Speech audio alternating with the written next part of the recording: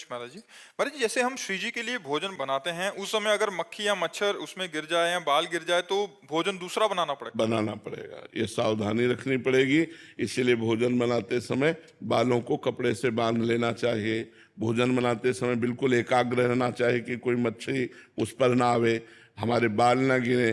भोजन बनाते समय बातचीत नहीं ज़्यादा कर, अगर बातचीत करनी तो ऐसे करनी चाहिए, नहीं तो हमारी थूक की छिट्टी गिरेंगी तो हम ठाकुर जी को कैसे भोग लगाएंगे। ये सावधानी रखनी चाहिए कि बाल है, मक्खी है, जूठापन है, ये ना होने पावे, अशुद्धता ना होने पावे।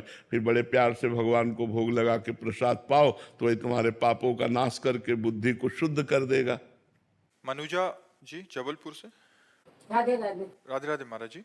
महाराज जी, रामचरितमानस के अनुसार काकभसुंडी जी जब गरुड़ जी को कथा सुना रहे हैं, तब लोमश ऋषि के श्राप के प्रसंग में बताते हुए कहा है कि निर्गुण रूप सुलभ अति, सगुण जान नहीं कोई, सुगम अगम नाना चरित, सुनि मुनि मन भ्रम होई। हाँ, महाराज जी, देखो, निर्गुण तत्व का जब हम ज्ञान प्राप्त करते हैं तो सांख्य योग के द्वारा हम उसको सहज में जान सकते हैं।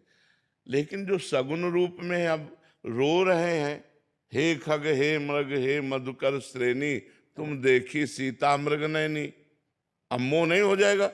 देखो, सती जी को मोह हो गया जब भगवान श्री राम ऐसा पुकार करके कह रहे थे, हे खग हे मृग हे मधुकर श्रेणी, तुम देखी सीता मृग नैनी। तो भवानी जी के मन में आया कि दशरथ पुत्र राजकुमार है।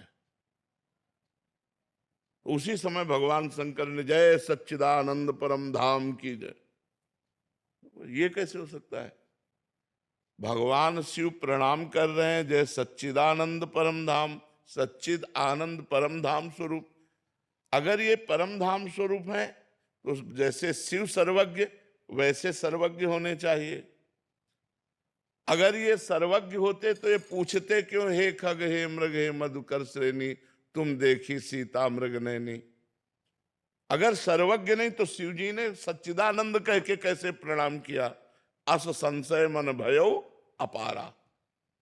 भगवान शंकर ने समझाया, सुनो, ये लीला कर रहे हैं, मुनि धीर जोगी विमल संतत मन से जिनका ध्यान करते हैं, ये परब्रह्म परमात्मा है। लेकिन सती जी के मन में बात शिव जी की जमी नहीं कि अगर परब्रह्म है तो हे खग मृग हे मधुकर श्रेणी, ये क्यों? भगवान शंकर ने कहा, जो तुम्हारे मन अति संदेहु तो किन जाय परीक्षा ले हो। गई और सीता का रूप धारण किया कि अगर ये राजकुमार दशरथ नंदन है तो देखते ही कहेंगे, आओ सीता मिल गई, आओ आओ सीते आओ। हे खग हे मृग, जब रो रहे हैं तो देखते ही गले लग जाएंगे सीता, बस हम समझ जाएंगे राजकुमार है। लेकिन जो ही लता से निकली तो उनका दशरथ नंदन राम, हे भवानी आपको प्रणाम करते हैं, और आप वृषभध्वज भगवान शिव के बिना कैसे? कहा बहोरी, कहां वृक्ष केतु, वृक्ष केतु जिनकी ध्वजा में धर्म का चिन्ह है, विपिन अकेली फिरो के हेतु, ये अकेले कैसे भगवान शंकर के बिना? सती जी कांप गई, क्योंकि तुरंत प्रणाम किया भगवान राम ने। सती जी कांप गई। अब देखती अनंत ब्रह्मांडों में अनंत राम, अनंत ब्रह्मा विष्णु महेश सब सेवा कर रहे हैं। ओ वैभव की चकरा गई, खोपड़ी आंख मूंद के बैठ गए। तो फिर देखा तो फिर वो ऐसे पूछ रहे, हे खग हे मृग हे मधुकर। वापस आ गई। भगवान शंकर ने कहा, कुछ परीक्षा ली? इतना भयभीत हो चुकी थी भगवान की महिमा देखकर, उनका कछु न परीक्षा लील गुसाई कीन प्रणाम। तो कोई परीक्षा नहीं ली, बस जैसे आपने प्रणाम किया था वैसे ही हम प्रणाम करके आ गए। भगवान शंकर ने कहा, ऐसा कैसे हो सकता है? मेरे कहने पर संदेह नहीं गया और वहां केवल प्रणाम करके चली आई, झूठ। तब देखो शंकर धरि ध्याना, सती जो चरित कीन सब जाना, शिव संकल्प कीन मन माही, यही तन भेंट सती अब नाही। जाओ मैं तुम्हारा परित्याग करता हूं, आज से मैं पत्नी पद पर तुम्हें नहीं बैठा लूंगा, क्योंकि तुमने सीता का रूप धारण किया और सीता हमारी मां के समान पूज्य है। सबकी बुद्धि को प्रकाशित करने वाली देवी सती हैं।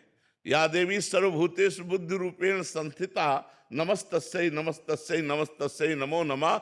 जब उनको सगुण चरित देख करके संशय हो गया तो और किसको नहीं हो सकता। इसीलिए कागभूषण जी कहते निर्गुण की महिमा समझना सहज है, लेकिन सगुण की महिमा, जब भगवान अपने सखाओं के साथ श्री बाल कृष्ण बैठे हुए हैं वृंदावन की कुंज में, कोई केला का पत्ता, कोई ढाक का पत्ता, ऐसे बड़े बड़े पत्तों में अपनी अपनी भोजन सामग्री निकाली। एक ने मुंह में छाछ डाली बड़ी मीठी, इशारा किया कन्हैया को मुंह से मुंह में ट्रांसफर। ब्रह्मा जी देख रहे पर ब्रह्म है, अहीरों के छोरा अपने मुंह की जूठन उनके मुंह में डाल रहे हैं। पहले कोई नहीं देता, क्यों? क्योंकि पता नहीं खट्टी हो, हमारे कन्हैया को खट्टी लग जाए। पहले स्वयं दाल भात, हाँ बढ़िया, अब वो अंदर जाएगा नहीं, अब वो कन्हैया के मुख में जाएगा। भगवान भाव के भूखे है ना, जैसे सबरी जी के बेर, तो भगवान सखाओं का उच्छिष्ट पा रहे हैं। हर सखा पहले माखन मिश्री जो भी है पहले पाके देखता है, स्वादिष्ट तो कन्हैया के मुख में देता है। ये बात देखकर ब्रह्मा जी को आश्चर्य हो गया, पर ब्रह्म कैसा? ये ब्रह्म है। उतने में किसी सखा ने कहा कन्हैया बछड़े तो बहुत दूर चले गए, बोले तुम सब पाओ, हम अभी ला रहे हैं। वही दाल भात का कवर हाथ में लिए हुए, बंसी फेट में खुशी हुई, बछड़ों को खोजने गए। ब्रह्मा जी ने सखाओं को गायब कर दिया, अपनी मायामयी नींद में सुला दिया। अब देखा कि बछड़े नहीं दिखाई दे रहे, तो चलो सखाओं को बताएं चल के, तो यहां है तो सखा गायब और उधर बछड़े गायब, सखा बछड़े सब गायब कर। भगवान ने देखा कि अच्छा ब्रह्मा तुम्हारी ये कला है। अरे है तो बालक लेकिन सबके बाप है, उन्हीं की नाभि कमल से तो ब्रह्मा पैदा हुए। अपने आप को भगवान ने उतने ही बालकों के रूप में, उतने ही छकड़े छीका छड़ी जो जो था सब भगवान बन गए, उतने ही बछड़े बन गए। 1 वर्ष तक स्वयं भगवान बछड़े बनकर, ग्वाल बाल बनकर ब्रजवासियों को आनंद देते रहे। तो भगवान की जो सगुण लीला है इसको जानना बड़ा कठिन है। परीक्षित जी को प्रश्न आ गया कि भगवान का अवतार धर्म संस्थापनार्थाय संभवाम युगे युगे। तो ये रात में बहुत सी नौ युवतियों के साथ रास परीक्षित जी ने किया। तब श्री सुखदेव जी ने कहा परीक्षित तुम समझे नहीं, गोपी नाम च तत्पति नाम सर्वे साम्य उच्चय।